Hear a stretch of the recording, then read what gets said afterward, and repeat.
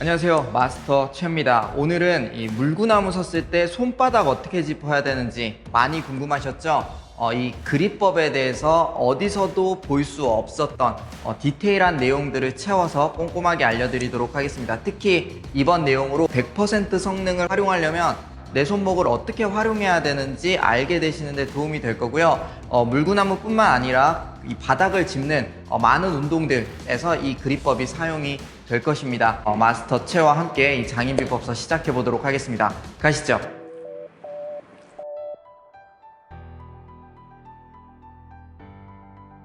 중심이 어디에 위치해야 되는지, 그리고 그걸 결정할 때 중요한 요소가 뭔지 고려해야 될 사항들을 제가 좀 알려드릴게요. 결론적으로 봤을 때는 무게중심을 우린 앞으로 여기에 위치시킬 겁니다. 집게손가락 있는 쪽에서 살짝 새끼손가락 쪽으로 들어온 여기를 잘 기억해 주시면 되고, 이제 강의 보고 계신 분들도 제 손 말고 본인 손 보면서 여기에 있어야 되는구나 한번 상기를 시켜주세요. 그 다음에 이 이유가 있는데 왜 그러냐면, 자, 이제 손목 보세요. 자, 이 손목이 어떻게 생겼냐면 이쪽 뼈가 훨씬 두껍고요. 여기 새끼손가락 쪽에 있는 뼈가 훨씬 더 얇습니다. 그리고 이 엄지손가락 쪽에 있는 이 두꺼운 뼈는 손목이랑 바로 붙어 있고요. 이 새끼손가락 쪽에 있는 뼈는 여기 공간이 있어요. 빈 공간. 어떻게 움직임이 일어나냐면 새끼손가락 쪽으로는 많이 움직일 수 있어요. 왜냐면 여기가 비어 있으니까. 그쵸? 근데 엄지손가락 쪽으로는 얼마 못 움직여요. 왜냐면 여기가 좁으니까. 근데 특징이 여기 뼈는 두껍고 견고하게 붙어 있죠. 그렇기 때문에 어떻게 되겠어요? 무게가 훨씬 무거운 무게가 이쪽으로 지탱이 되고요. 여기서는 공간이고 인대와 건으로 채워져 있기 때문에 무거운 무게가 이쪽으로 쏠리게 되면 훨씬 더 손상이 많이 일어납니다. 그래서 내 무게중심을 손으로 이렇게 지지를 하면요, 측정해보면 거의 80%가 여기서 이제 지지가 일어나고, 그 다음에 바닥을 이렇게 짚었을 때 그 다음에 20% 정도가 이쪽으로 지나갑니다. 반대로 80이 이쪽에 실리고 20이 이쪽에 실려야 해요. 그래야 여러분들 손목이 이제 가지고 있는 능력을 100% 이제 활용할 수 있게 되는 건데, 내 체중이 50대 50으로 들어가거나 혹은 이쪽에 한 80 정도가 들어가고 여기에 20이 들어간다. 그러면 여기 이제 쉽게 다치게 되거든요. TFCC 손상이라고 해서 여기 절대 다치시면 안 돼요. 그래서 그 안 다치는 요령을 좀 알려드리려고 합니다. 물구나무를 섰을 때 이 팔꿈치 위치에 따라서 내 손목에 어느 정도의 부하가 어느 위치에 있는지가 결정이 됩니다. 그래서 팔꿈치가 엄지손가락 쪽에 있으면 엄지손가락 쪽에 훨씬 더 체중이 많이 가고, 새끼손가락 쪽에 있으면 새끼손가락 쪽으로 체중이 많이 실립니다. 그렇죠? 근데 이게 저는 보여드리려고 이 팔을 펴서 이렇게 보여드리는, 일반적으로는 어떻게 되냐, 팔꿈치를 이제 한쪽 손으로 할게요. 팔꿈치를 굽히게 되면 새끼손가락 쪽으로 체중이 가고요. 팔꿈치를 펴게 되면 엄지손가락 쪽으로 체중이 가요. 이렇게 되는 일은 잘 없어요. 왜냐하면 물구나무 이렇게 설 일이 없고 양쪽으로 벌려져 있기 때문에 본인이 팔꿈치를 폈는데 이렇게 새끼손가락 쪽으로 가는 일은 거의 없어요. 손 모양 어떻게 잡아야 되는지 이거를 이제 설명을 드릴 건데, 중요한 게 하나가 있어요. 보통 물구나무 처음 할 때 이렇게 넓게 벌려서 이렇게 잡을 수 있어요. 근데 이렇게 잡지 않아요. 보통 이렇게 착각하는 이유가 기저면이 이렇게 넓어지니까 무게중심이 아무래도 넓으니까 유리하지 않을까 해서 이렇게 잡는데, 사실 이 새끼손가락이 문제거든요. 이 새끼손가락이 바깥쪽으로 많이 가면 갈수록 기저면이 이쪽으로도 넓어지게 되죠. 그러면 이게 문제가 뭐냐면, 이쪽으로 체중에 80이 와야 되고 이쪽으로 20만 가야 돼요. 근데 새끼손가락이 저쪽으로 있음으로 해서 어떻게 돼요? 이쪽으로 기울여도 물구나무에 서 있을 수 있으니까 계속 이쪽으로 지지하는 습관이 생겨요. 그래서 이 새끼손가락을 아예 없애셔야 돼요. 그래야 이쪽으로 가면 쓰러지니까 이쪽을 안 쓰게 되겠죠. 그래서 새끼손가락 쪽을 안쪽으로 이렇게 모아줍니다. 근데 여기서 이제 없어졌다고 해서 손해가 아닌 게, 이 힘이요, 이쪽으로 해서 눌리는 힘이 훨씬 세져요. 한번 해보세요. 여러분도 바닥 잡고 이렇게 해서 이 두 손가락으로 바닥 누르는 거랑 이 네 손가락으로 한꺼번에 누르는 거랑 출력이 다릅니다. 그래서 본인이 이렇게 벌려서 누르게 되면 이 두 손가락도 얘 때문에 힘이 잘 안 들어가는 게 느껴질 거예요.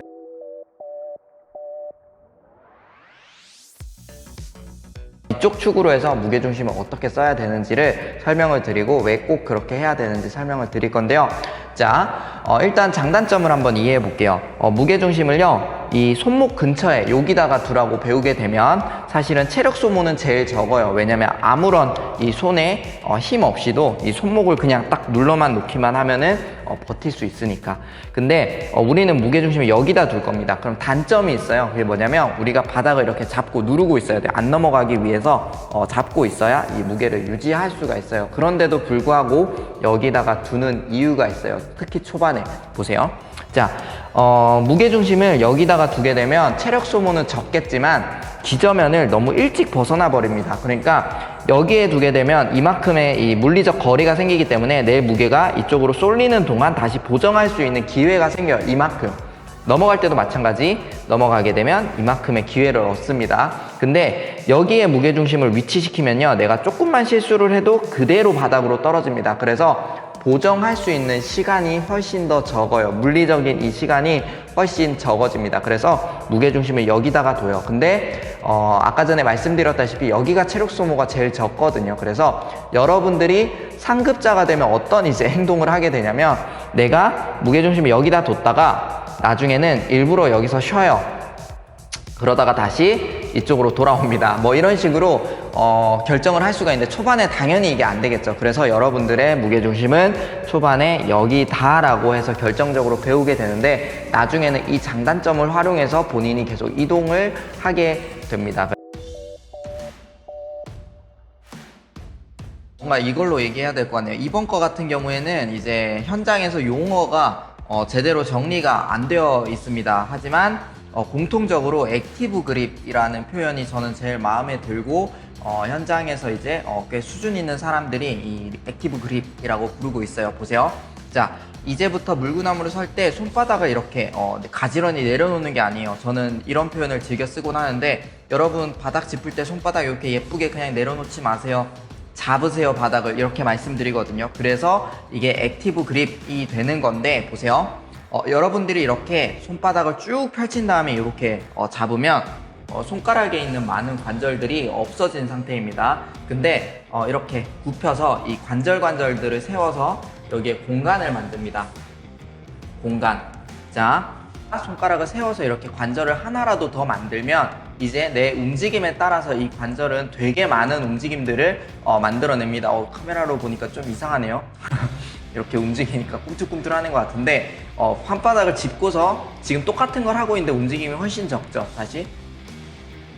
이 관절이 많다는 얘기는요, 방금 보이는 이 제가 이렇게 하는 것처럼 훨씬 더 섬세하게 컨트롤할 수 있다는 것을 얘기합니다.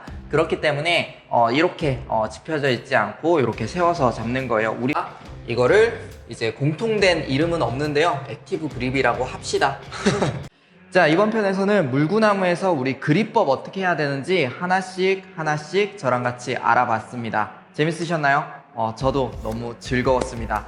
사실 이런 거 공부하고 연구하는 게 저는 너무 재밌더라고요. 이 물구나무에서 알게 된 이 손목에 대한 지식이 사실은 다른 운동들 할 때도 여러분들이 손목을 사용할 때 꼭 알고 있어야 되는 정보거든요. 그래서 이런 것들 그냥 아는 것으로 끝내지 마시고 꼭 정진하셔서 마스터하셔서 여러분들 성장에 도움이 되었으면 좋겠습니다. 자, 이번 비법서도 도움되셨다면 좋아요와 구독 잊지 마시고요. 알림 설정으로 다음 비법서도 놓치지 마세요. 저는 여러분의 성장의 지름길을 터드릴 마스터 최하늘이었습니다. 감사합니다.